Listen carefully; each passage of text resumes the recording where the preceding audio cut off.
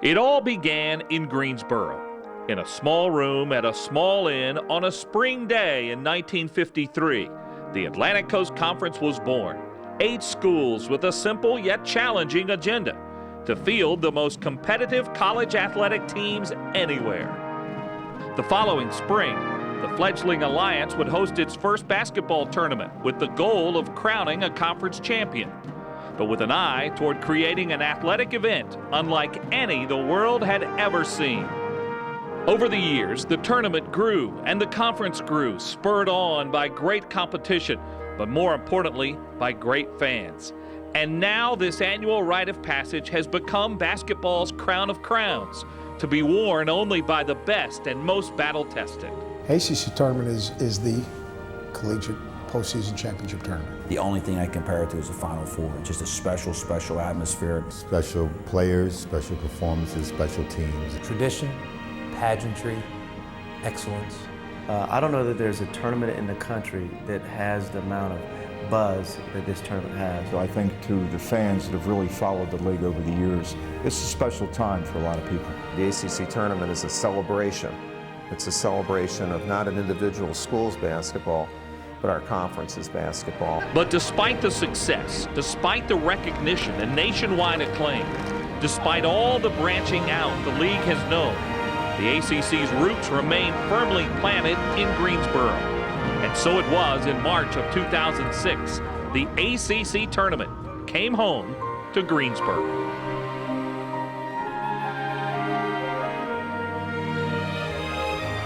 The Greensboro Coliseum has hosted almost half the ACC basketball tournaments ever held. For many, it is the tournament's true home. It really is, not only just because this building has held so many great ACC tournaments and the tradition and all that, but the entire town of Greensboro really embraces the tournament. You know, the ACC Tournament in Greensboro is the ACC Tournament to me. This is where it used to be, so the tradition that's involved with the ACC Tournament being in Greensboro, I think is unsurpassed.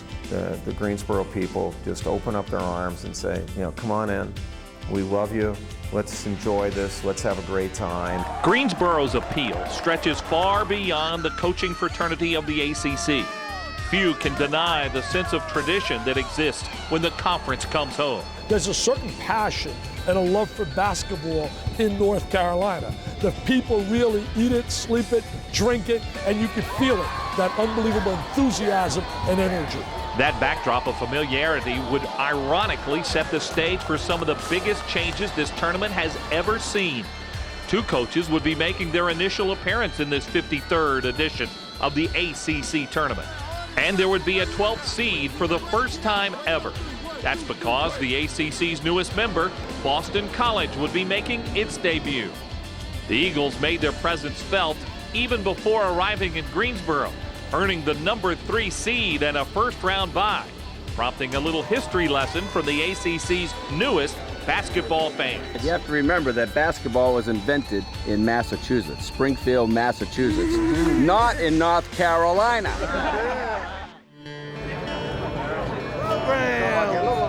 ACC program. Program, Redick. Program. Get your program, girl. Feeling good. Exciting time of the year. Exciting time of the year. The first full day of competition led off with the 8 and 9 seeds, Clemson and Miami. Right here. That says a million words. The Hurricanes, playing in only their second ACC tournament, feature a trio of talented guards whose high-flying play caught many an eye in the regular season. When they're all playing well, we could have a performance like we had at North Carolina against Maryland early in the year, where they play at the top of their game and they're getting 60 to 65 points. We are a tough team. We're not gonna take it. No, we ain't gonna take it. We're not gonna take it anymore. Clemson, on the other hand, came in as one of the hotter teams in the ACC, riding a 3-game win streak into the postseason for the first time in over 40 years. This was a homecoming of sorts for Clemson senior guard Shawan Robinson, who's from Raleigh. Shawan's parents were in attendance, and despite Dad being an MVP at Appalachian State in his day, he admits to who's the better player in the family. It went from me beating him, to me having to beat him up to beat him, to me not being able to beat him up, so I just stopped playing. Your first round matchup is a 12 noon game against the second hottest team in the league, and if you win that, you get the angriest team in the league, which would be Duke, also the top seed in the tournament. True to form, the Tigers came out looking as though their hot streak would continue. Rivers in the forecourt, out high to Powell, left wing to Robinson, drives toward the lane, goes to Rivers, gonna fire a three, and KC knocks it down. Second three of the game for KC. Hamilton has it high right. He drives on Harris at the free throw line, a kick out to Perry. Right back to Vernon Hamilton. He scored 31 against Duke. Launches a three ball there, and it's good. Vernon Hamilton with his second three. Robinson out high, dumps it, Akimbala, goes to the basket, jams it. Boy, he got fouled and they didn't call it. Hacked by Graham. Tigers are about ready to run mine at Greensboro. Our defense is the key. If we can stop Height and Diaz, and we can keep those guys at bottom, but they're so fast, and our guys never quit. If they just keep at it, maybe get some of those easy shots we've got to go down, we might have a real good chance. But in the second half, Miami heated up, and the Canes began working their way back from a 13-point deficit, led by their three stellar guards. Here's a pass intercepted along the baseline by Rob Height. His pass out to Anthony Harris, trying to go coast to coast, and Harris scores with a right-handed layup. Let's go, Guillermo! Come on, Miami!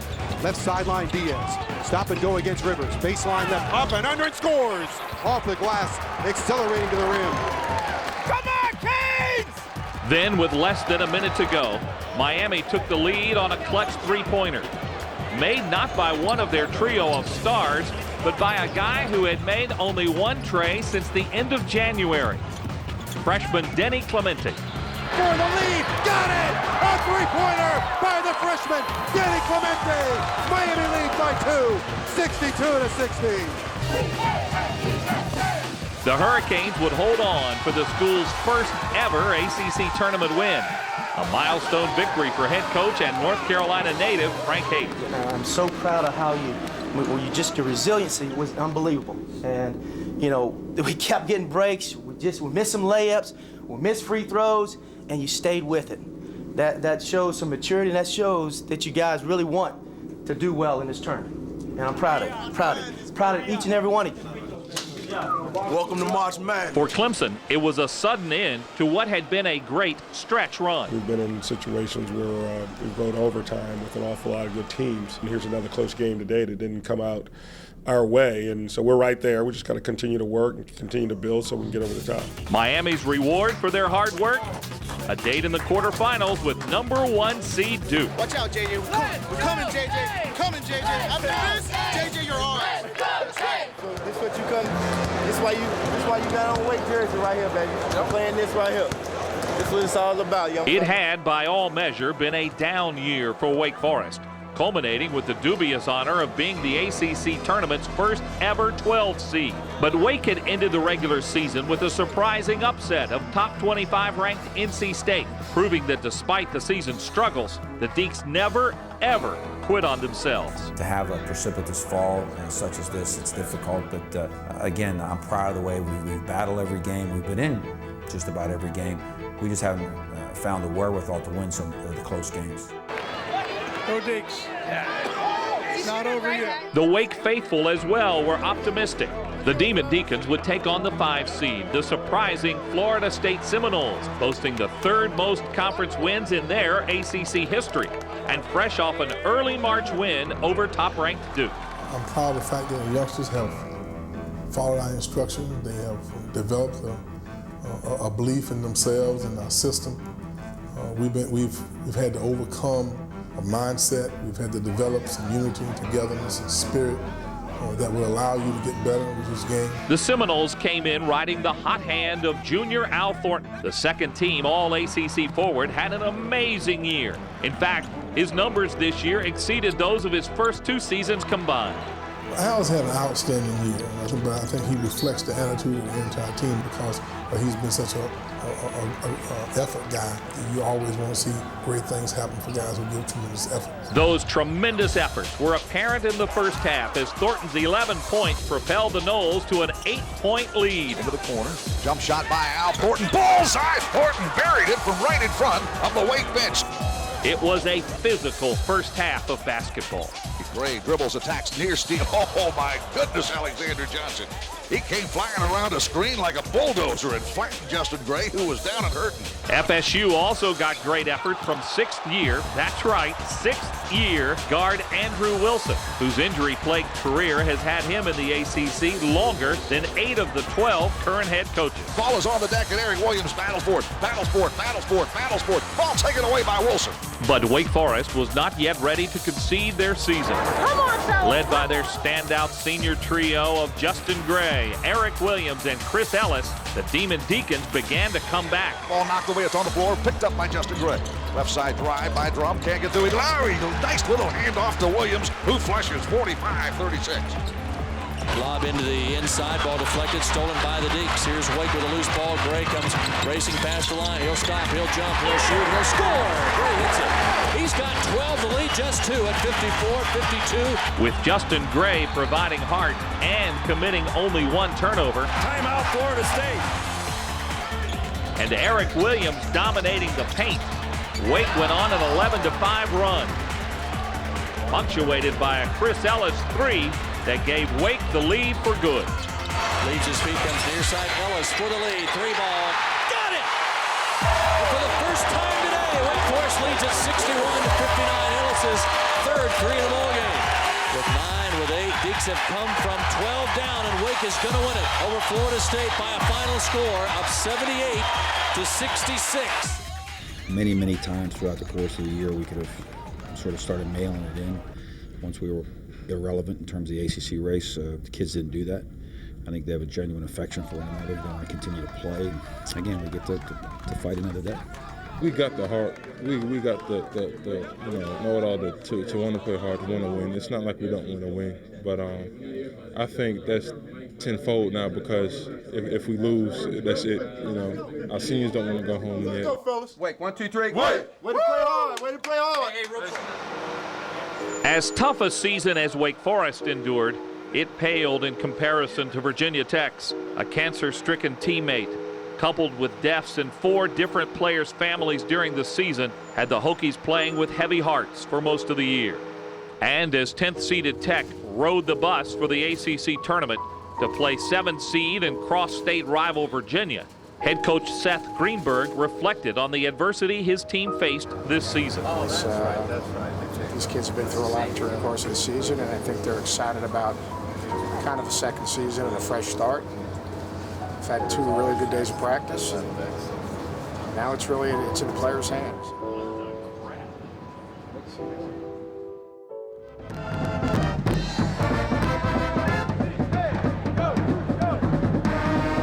Meanwhile, Virginia was having somewhat of a storybook season under first-year head coach Dave Lato. They finished 7th in the ACC after being a preseason pick to finish last. We didn't place any high or low expectations on ourselves. We just decided that we were going to work as hard as we could. And if we could do that each and every day, you're bound to get better. And I think that's what we did. Virginia had already beaten the Hokies twice during the year, marking the first sweep in this series in over 25 years. Making it 3 in a row would prove a challenge, especially since the Cavs had lost 3 in a row coming to Greensboro. We got to win the battle on the boards. We got to beat a team 3 times in a row. Hard to beat a team 3 times in one season. That's what we got to do tonight. Make sure you guys are loud today since it's all girl instead of co-ed. Loud, loud. You've done 38 minutes of terrific work most nights. It's 1 or 2 plays. 1 or 2 plays. You've got to finish your job. I think tonight is going to be a war of the backcourts. I think the Virginia Tech guys are saying we're just as good, and I think they're going to come after our guys. I think this is a battle of the backcourts tonight. The first half initially belonged to Virginia, or more specifically, the initials, JR. Senior guard J.R. Reynolds, averaging 23 points an outing over his last 4 games, has used the ACC tournament as his personal shooting clinic during his UVA career and turned in another outstanding performance on this grand stage. How about that little 10-2 run, about 8 of them from J.R. Reynolds. Let's go! Bannister at the wing, off the bounce. Bannister kicks, Reynolds for the 3, got a good look, booked it. With JR pouring in 15 points in the first half, the Cavs went up by 10 early in the second period. But then, here came the Hokies. Now down to the head of the key off a good ball screen. Gets into the lane. The floater is good with the left hand. Good job coming off that ball screen up top. He downloaded Collins, quickly draws a double, turns to shoot, yes, and one. He got it to go with the left hand, and the foul on Kane. Virginia Tech took the lead with just over 7 minutes to go. Dell against Kane, over to Duran, his right wing three, got it, and Tech retakes the lead. A rally that impressed a man familiar with this basketball team's season of struggle. After all the close defeats and all the hardship, they continue to play hard, and they're playing hard right now. And I think it's going to come through here. I think get over the hump and then watch out. Unfortunately, Coach Beamer's words proved unprophetic as Virginia Tech could muster only one basket down the stretch, and Virginia would prevail in advance, ending a season Virginia Tech faced with strength and character. You know, adversity reveals character, and I really do think we've got good character. And now they got a chance to maybe put this season behind them and pay the respects they needed to pay, and then, you know, hopefully prepare for next season. For Virginia, it was a victory engineered by simple desire to play another day. Tremendous accomplishment. Win and survive. Okay, win and survive. Enjoy this because it's enjoyable. As I said, nothing's promised. Tomorrow's not promised until now. Now tomorrow is promised, and we can take advantage of it. The nightcap on this first day of competition would feature number 6 seed Maryland and 11 seed Georgia Tech. Yellow Jackets coach Paul Hewitt had to replace his entire starting lineup from a season ago and had the most underclassmen starts of any ACC team this year. But he brought his squad to Greensboro, having seen marked improvement over the last half of the regular season conference schedule. We've gone through some adversity and losing an awful lot of close basketball games, but this ball club continues to come back, work very hard in practice, and improve. And I would say over the last 6 weeks of the season, we've shown very steady improvement against some very good basketball teams. Maryland coach Gary Williams, meanwhile, had seen his team stick together through some adversity of their own on the season. We've been through a lot this year. This was not a typical year, at least for me. And to stay competitive where we could get 2 wins in the last week of the ACC regular season, which, you know, has kind of put us back into the picture of maybe being good enough to make the NCAA tournament. That's right, baby! Maryland, #1, let's go! Come on! Here we go! All right! Skip pass to the paint to Mike Jones. A little running hook is no good, and a back way flying through, and he jams it home with both hands. Good jacket! Tech guard Sam Frederick hit this jumper to tie it up early in the first half. Then Maryland hit the gas. Strawberry down low, Kaner medley off the window and in. Strawberry in the paint, goes up a shot, counted, and he is fouled on the play. Pump fakes once, ball blocked away and stolen by Strawberry. Runs it down to the far side, ahead it goes to Jones with a 2-handed slam. Boy, DJ doing all the little things, all the intangibles. Tech is right at the moment going down in flames, and Jones is on fire. Yep. Despite a late run by Georgia Tech, Maryland cruised into the quarterfinals to face Boston College. Afterwards, Gary Williams was reminded of the last time Maryland played here, when the Terps were the 2004 ACC Tournament Champions. We still got some guys from that team that won the ACC Championship, but it's funny, we were the 6th seed playing the 9:30 game in 2004, so it felt kind of weird walking out there again at the same time.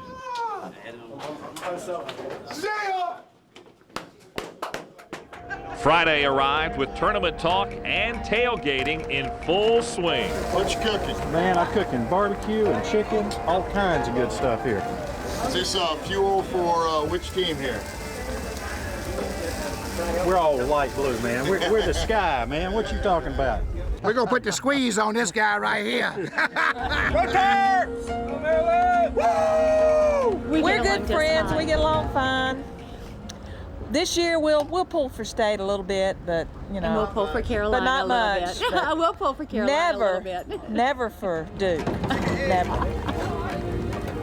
So eggs usually aren't a tradition that I've seen out here. Well, you need a little variety. You know, sometimes you got to beat Duke, and sometimes you got to beat Virginia. So we're gonna have a little variety with the eggs. We got to cheer Miami. Then we got to cheer the Deacons. We got to get my man Cameron Stanley in the game. My man's got to drive to the basket. Come on, Coach, let's do it. This was the day the tournament's top 4 seeds would make their initial appearance in the tournament, starting with the number 1 seeded Duke Blue Devils.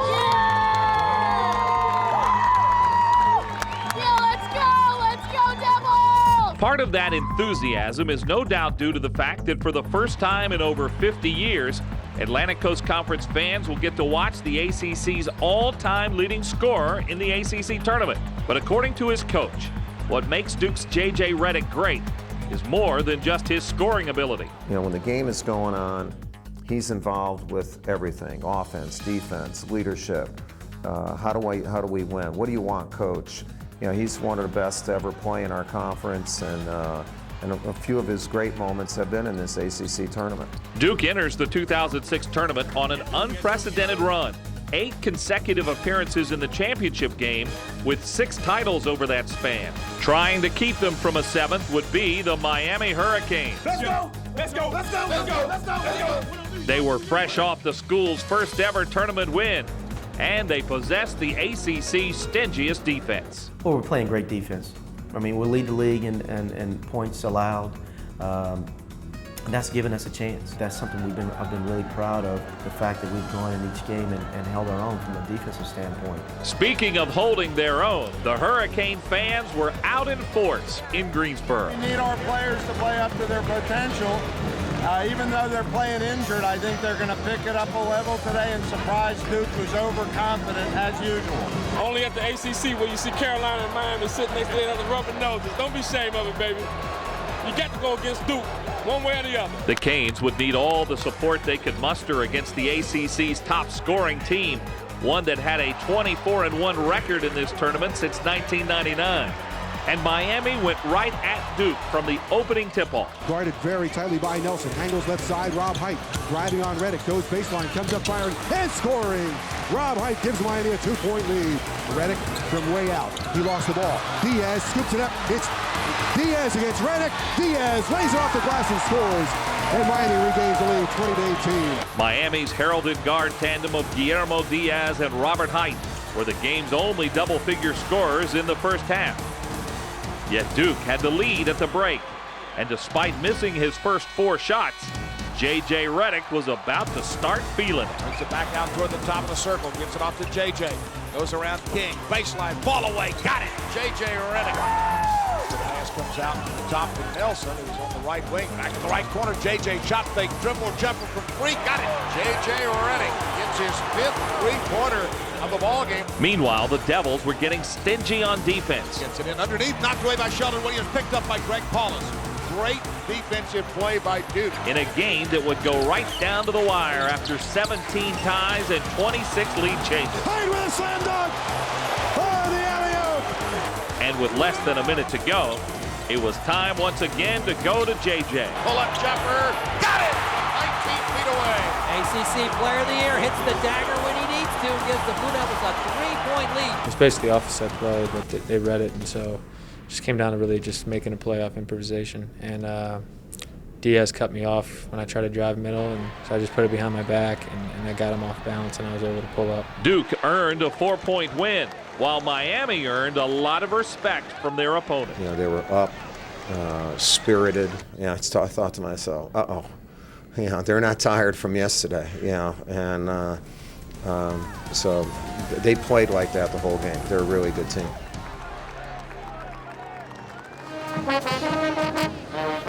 Next up was upstart Wake. The 12th-seeded Deacs had already knocked out the 5-seed FSU, and now had their sights set on 4th-seeded NC State. Good to see y'all again. Their first-round upset was typical of the type of basketball this tournament has become famous for. The tournament, you never know what's going to happen. Like Wake Forest yesterday, you know, they're not doing well this year, and then all of a sudden they pulled that game out yesterday. So you just never know what's going to happen in the tournament. Yeah. Makes it exciting. How you like the new Wake Forest? How do you like the new Wake Forest, baby? How you like us now? Wake would face perhaps the most balanced team in the conference in NC State. Their top 5 scorers' averages were separated by less than 4 points. It's good to have balance, I think. Balance in all things. A lot of people, you know, wondered how we would be without a, quote, go-to guy. But Different guys have stepped up in wonderful ways for this basketball team, and it's been a good team to coach because of that balance. NC State had finished the regular season with an upset loss to Wake, so the Wolfpack was on the prowl for revenge early. Rebound comes off to Atzor, down the floor to Grant. Grant into the paint, hangs, fires, got it. Right side to Betterman, 22 to shoot. Betterman fakes right, goes left, drives the lane, all the way to the hole and jams. You don't think that was missed last Saturday in Winston-Salem, do you? Here comes NC State. Grant drives right by Eric Williams and the rest of the Deeks for the bucket, and Skip Prosser has seen enough. But once again, the Wake Forest seniors decided one upset might not be enough in this tournament. Ahead to Gray. Gray into the front court, drives past Bethel, down the lane, shovels to Williams for the jam. Looks into the lane, does drum, nothing there, flips out, Gray straight on three ball. Good. The Deacons would roar out to a big lead and never look back. And despite a spirited Wolfpack team that hung in until the end, Wake tallied its second straight tournament upset in as many nights, led by a senior who's not afraid to play with heart. And I always play for pride and heart every time I go out there, so when I point to my chest, that's what I'm talking about. I'm trying to play with heart and a lot of pride. Wake's next opponent would be enough to get their hearts racing, top-seeded Duke. But Wake superfan Deborah Williams, Eric Williams' mom, thinks her team has a shot. And we're going to beat Duke tomorrow. It can be done.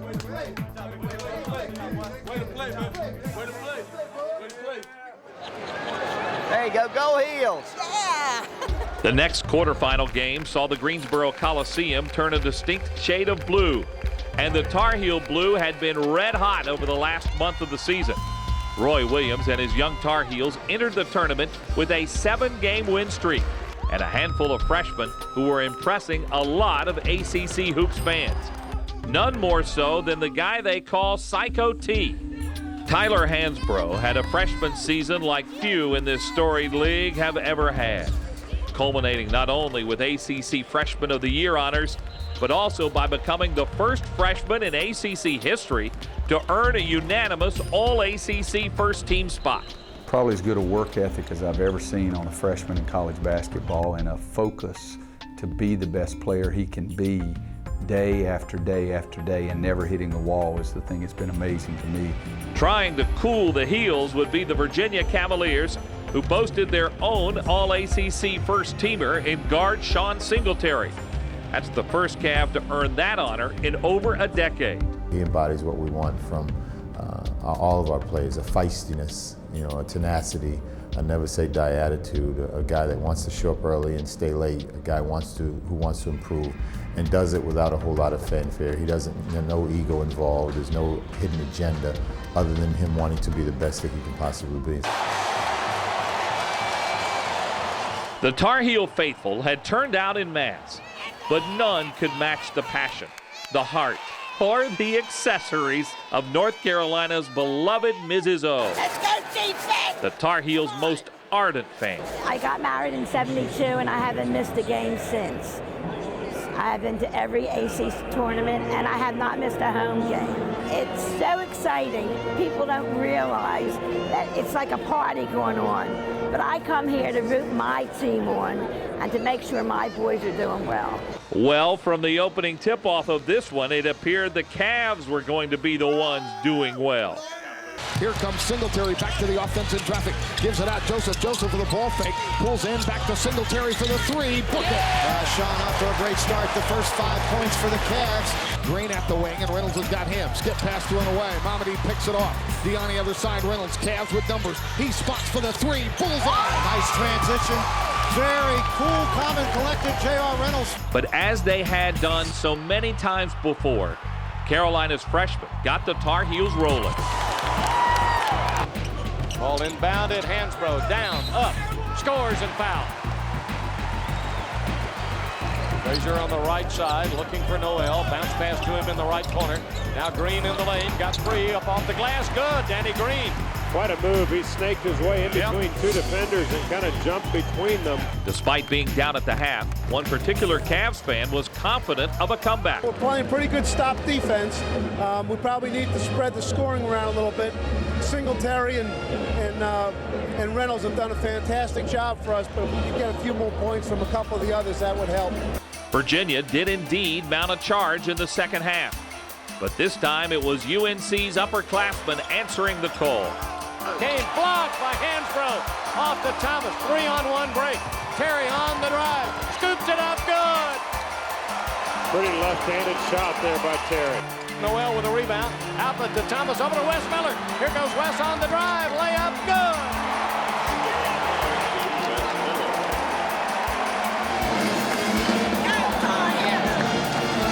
Carolina wins it 79-67.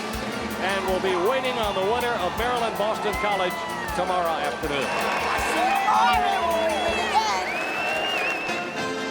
The time had come. The new kid on the block was up.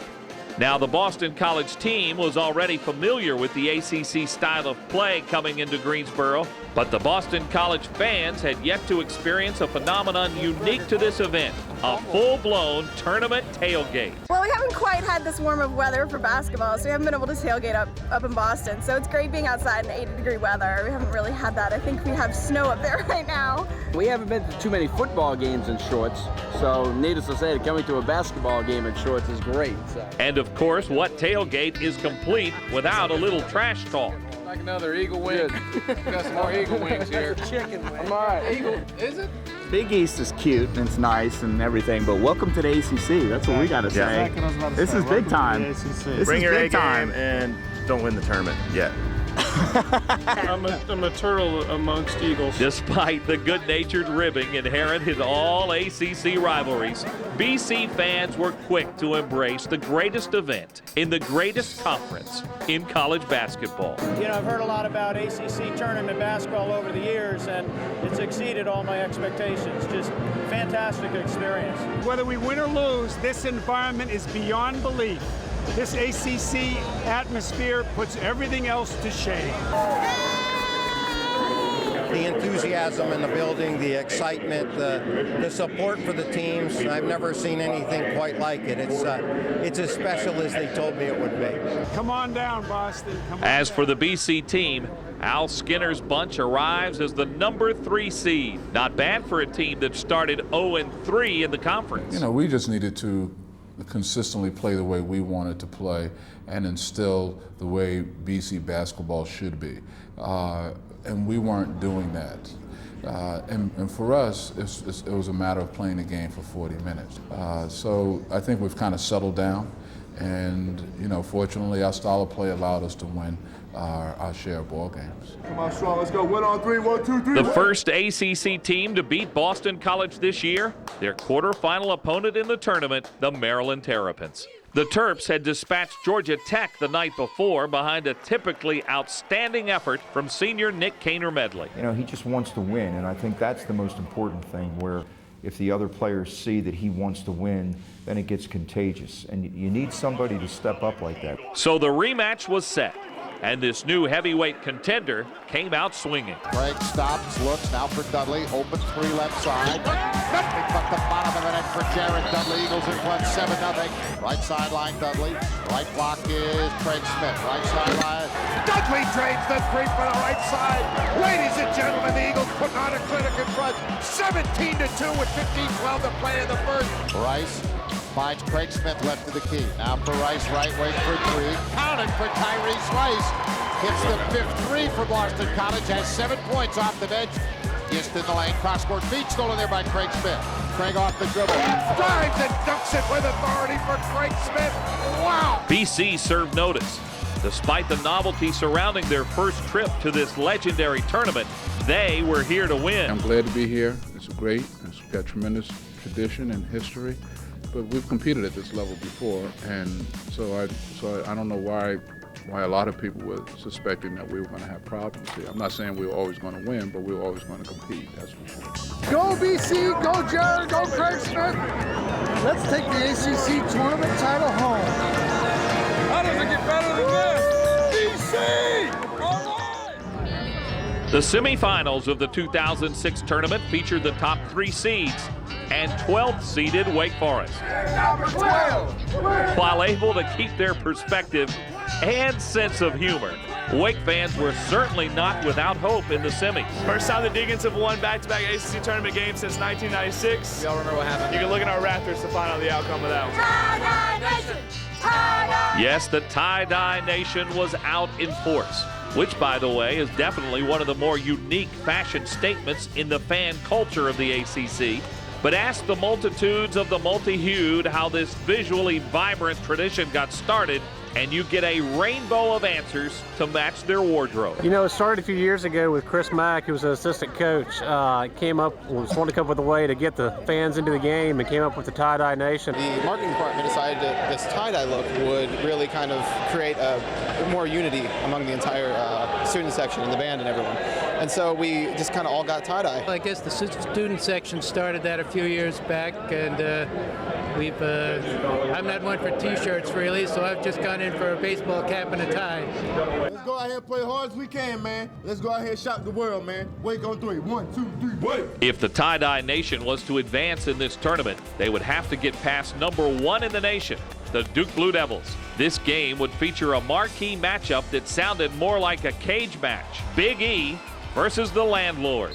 Wake's Eric Williams, the ACC's field goal percentage leader, and Duke's Shelden Williams, the best rebounder and shot blocker in the conference, are two of the best big men the ACC has ever seen. Just ask their coaches. He's been maybe the most unique shot blocker in the history of our conference. He has this point of verticality, he can block with both hands, and he's so instinctive in moving on defense. This is a guy who came to Wake Forest at 330 pounds. He's crafted himself down to one of the best big guys, certainly in our league and probably in the country. And again, it's left a really strong signature in his place in Wake Forest history. True to form, the big men got this one started. Going to give to Big E, down low, ball stripped out of his hands, but Eric got it back, lays it in from the right side. The Deacs have the lead. Roberts hustles to get it. He'll go with Shelden on a 2-on-1. Behind the back bounce, passes Shelden for the lay-in. Bounces left wing Strickland into the lane. Big E spins, shoots, scores. Shelden spins on Eric. Pull back, fire, jumper, good. The battle of the Williams would continue, but they weren't the only ones battling. Blocking foul call on JJ as Gary Maxwell didn't think he got the ball down. In fact, JJ's slow getting up. With JJ hurt and Shelden saddled with early foul trouble, Duke's two stars were out of action, setting the stage for two new stars. With Coach K stoking the competitive fires, the torch was passed to Duke's standout freshmen, Josh McRoberts and Greg Paulus. Paulus, he'll drive, lift-handed, looper up good. He'll take it into the circle, turn, dish it behind him. McRoberts loads for the 3. Bingo! Josh McRoberts. Duke's underclassmen kept it close, but with the Demon Deacons' most famous guard ever looking on, Justin Gray picked his team up with a flurry of buckets. Wake into front court. Here's Gray. Defender falls down. 3-ball. Give it to him. Gray's now hit 3 straight. Putting Wake ahead at the half. The tie-dye nation may have shown their true colors, but in the second half, those kids from Durham showed they were just getting warmed up. Greg streaking right down the right side, goes by Williams and lays it in. Paulus goes right by Gray, got bumped, got the basket, he'll go for 1. Here comes Duke. Nelson flips out to Redick. Redick alley-oops down low. McRoberts, nobody guarding him, and he dunked it. Great recognition by Redick. Here's Paulus top, bounce pass down. McRoberts with a 2-hand jam again. The Blue Devils now up by 14 points. McRoberts and Paulus combined for 31 points and 15 rebounds to put Duke in their 9th consecutive ACC Tournament Championship. In the first half, when JJ got hurt, Shelden missed 12 minutes because of foul trouble. We had a group in there that actually got us a 10-point lead. And I thought that was one of the best moments of our season, you know, for those kids to have that kind of confidence to do that.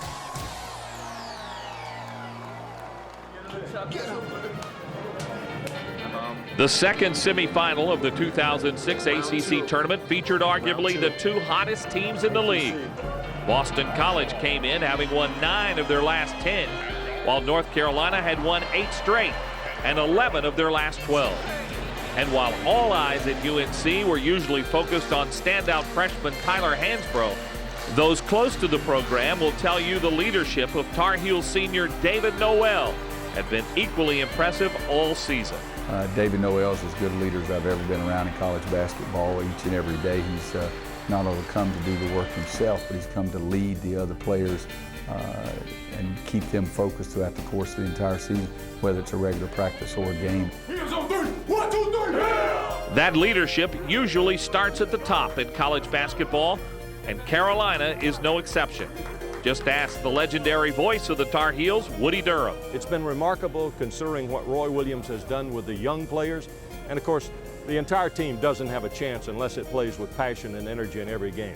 But I look even beyond that. I think it's been remarkable what Roy Williams has done with David Noel, with Rayshon Terry, with Wes Miller, with Byron Sanders. I know when he came back to Chapel Hill 3 years ago, Roy Williams said, "Oh, Roy ain't that good." Oh, Roy is that good, too. BC answers with incredible senior leadership of its own. First team All-ACC forward Craig Smith has been the anchor of this team all season. A remarkable position to be in after his humble basketball beginnings. Here's a young man that probably wasn't ranked in your top 150 players coming out of high school his senior year. So between his work ethic, his dedication, and obviously he's been blessed with some skills, he's really developed into one of the top players in college basketball. So while the two teams were readying for battle on the court, Tar Heel fans were holding court outside. And the topic? Why, today's opponent, of course. If I'm not mistaken, it's still about 20 degrees in Boston this time of year. So, you know, if nothing else, come enjoy the weather. Who cares about the weather? We just want to win basketball games, and we're going to win one today. The BC fans were getting along just fine, thank you. They even put together their own grill. No, we actually were able to buy it put together. We negotiated at the Walmart and got it put together there. Well, at least they were enjoying all the comforts of home. Almost. Nobody could get us lobster tails here tomorrow, so we bought crawfish. Have no idea what it is, but we're going to try it. And as for the outcome of today's game? What happened last time?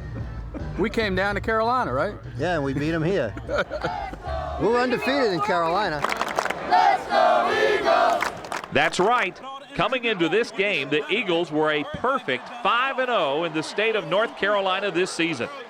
So even though the rapidly filling Greensboro Coliseum was a big blue sea of Tar Heel faithful, BC fans were not intimidated. Eagles!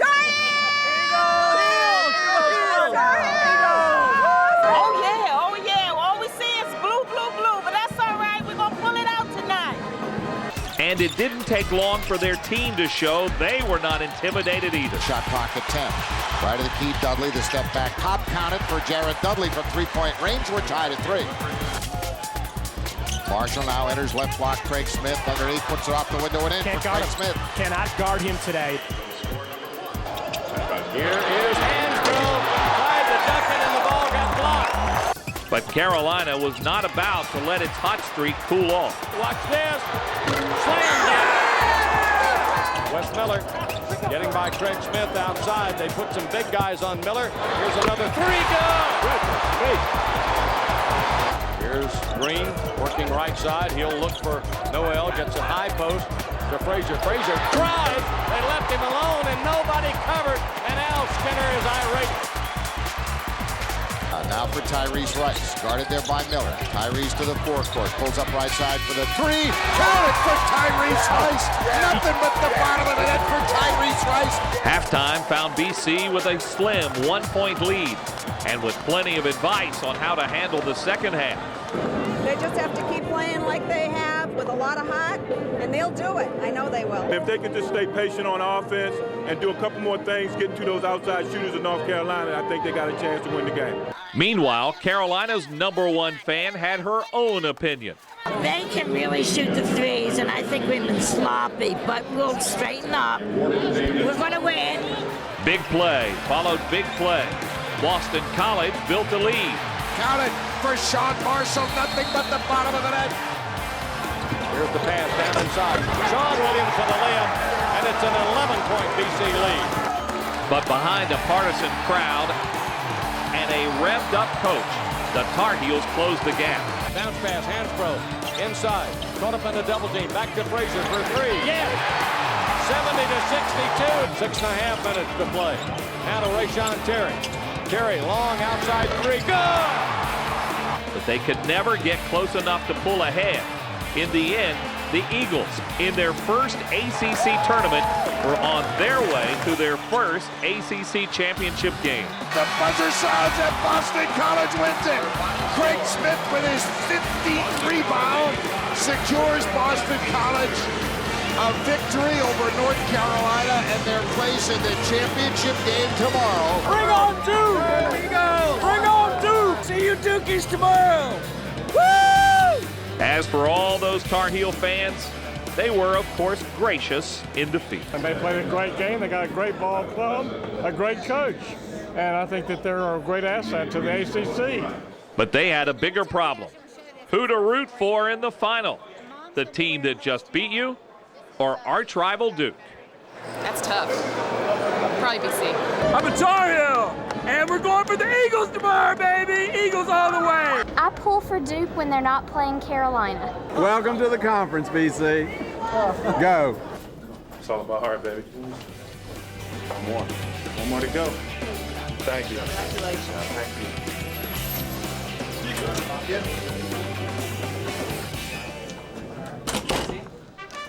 Championship Sunday. The headlines trumpeted the historic matchup that would take place on this day. A heavyweight bout that would pit a tried and true champion against a newcomer intent on taking a title home from their first tournament. In this corner, the ACC's all-time leading scorer and his defending tournament champion team, capable not only of protecting their trophy, but possessive of a will to win that was special even for this storied program. 1, 2, 3, 4. And in this corner, the ACC rookies, new to the conference, but old hands at their tough style of play. With starters so consistent, they're the only ACC team to have used the same starting lineup all season. Love my chance for that. Little payback.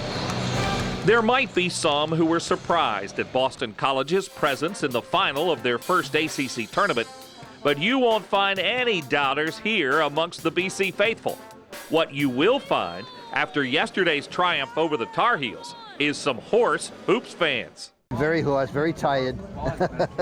Left the voice on the court yesterday, but we're ready to go today. And hey, they're even getting the hang of eating crawfish. You just pull it apart like that and you just take that and eat the tail. It's pretty good. Meanwhile, you don't have to look very far to find the player Duke fans have attached themselves to this season. JJ Redick, baby! He's so familiar, he needs no last name, just JJ. Fan support and adulation of Duke's star player has become nothing short of a cultural phenomenon in the ACC. Support that has manifested itself in many ways, some conventional, and some not so conventional. JJ, marry me! Please! You know, we took a personal day. This is our day, and we support JJ Redick! That kind of passion is typical not only in the way ACC fans support their teams, but in the way they bond with each other. You see, attending the ACC tournament can sometimes make for strange alliances. This is my friend from Boston. What's your name? My name is Duke Dukehart. I mean, how can you not like Duke if your name is Duke? I'm a Boston College fan, Boston College alum. Unfortunately, I married a Duke fan, a die-hard Duke fan, so there's not too much friendliness in our house over the past couple of days. Go Heels, but go Duke today! Greensboro Coliseum, the ACC Tournament Championship. College basketball doesn't get any better. Today, the Eagles take on the #1 seed Duke in the championship game of the 2006 Atlantic Coast Conference Tournament. Duke is known for their explosiveness on offense, and Boston College has to stop their runouts and three-point shooting. We ain't come just to get here. We're going to take it home today. Let's go. I don't give who in here. Who root for us, who not. We taking it home. Let's go. Family on three. 1, 2, 3. Go! This game would pick up where the last left off for the Duke Blue Devils. Now shovels from McRoberts, left block, takes it to the goal, and draws contact. He knocks into John Oates. He thought he drew a foul. As the coming out party for their fabulous freshmen continued. He'll take it all the way down with Shelden running interference and lays it in. It wasn't long, though, before Duke's sterling senior class got involved. Marshall comes at him, he drives right around him, loops it off for Shelden. Tries to go inside, turns, following jumper from 8 feet away, good. Pass intended for Smith, stolen away, 6 BC turnover. Redick right wing for 3, count it. Redick gives Duke a 22-12 lead. But BC's dynamic duo of Craig Smith and Jared Dudley responded. Hinnant right sideline. Stops, looks underneath Dudley. Dudley gets free, puts it up around the net. Oh, what a catch. And the pass by Hinnant, he's passing the ball so well. Keeping BC close in the first half. You got to keep the pace down. You got to play hard. You got to get the ball inside. That's what's going to win the game. That's all it's going to do. The Eagles pulled ahead early in the second half. Foul line. Oates hits the jumper again at Boston College. Their first lead, 39-37. Wow. At that point, it was time for the ACC's all-time leading scorer to make his presence felt. All loose, picked off by Duke. Here comes Paulus to JJ for the 3. Bottom! In the center circle to Doctor. The dribble Watson sent it to JJ, turning and shooting and scoring again. Redick is hot. The crowd begins to chant of "Let's go Duke." JJ from the corner, curls, shoots, scores again. 3 straight threes. JJ Redick's 3 straight threes put the Blue Devils up by 10. But BC hadn't made it this far in their first ACC tournament by giving up. And slowly they closed the gap. Hinnant across the timeline to the right side. Ducks his head, goes by Paulus. Somebody comes over, but not in time. And Hinnant just explodes to the rack for another dunk. Hinnant bounce feed Dudley. Back for Hinnant. Pump fakes, finds Dudley in the lane. Feeds for Craig Smith. Gets free, lays it in. Craig Smith tied the game with that layup, setting the stage for a fight to the finish.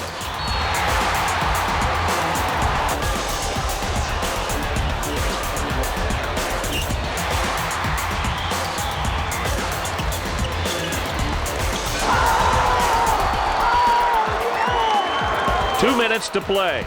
Boston College up by 3.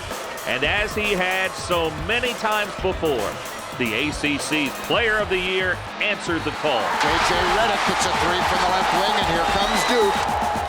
JJ gets it out toward the top of the circle. He'll pause for the jumper. Got it for 3! 74-73. Duke out front now with 1 minute and 11 seconds to play. And with some clutch free throw shooting down the stretch, Duke claimed its 16th ACC tournament title. Hinnant will fire at the buzzer. No good! The Duke Blue Devils have won it 78-76 over the Boston College Eagles, and there is pandemonium on this Duke sideline. For Duke's coach, his 10th ACC tournament crown was a crowning achievement. When you have good players, and good players make plays, and you allow your best players to make plays, good things happen for coaches. And I've had a lot of really good players, and the smartest thing I've done as a coach is allowed my best players to play. And so every time we play in this tournament, we consider it a huge honor. And we want to do well because it's our home tournament, and it's the best one. It all began in Greensboro. 8 schools with a simple yet challenging agenda. And in 2006, it continued with 12 schools, but the same agenda. An agenda fulfilled by the best teams, the best fans, the best basketball in the land.